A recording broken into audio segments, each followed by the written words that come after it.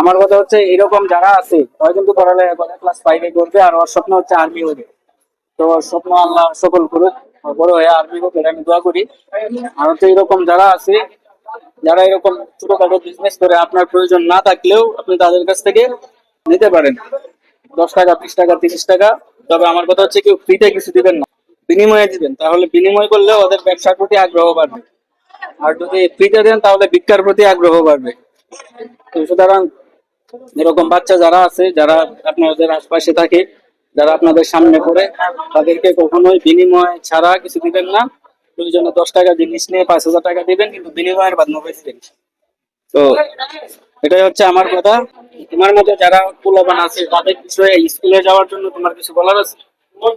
হ্যাঁ, উন্নত আরো সহায়তা করে যাতে ওরা স্কুলে যেতে পারে।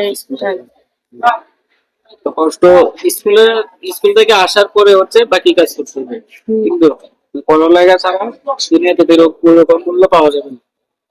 তো তুমিও পড়ালেখা চালিয়ে যাবা, তোমার জন্য দোয়া রইলো। ঠিক আছে, ভালো থাকবা, আল্লাহ হাফেজ।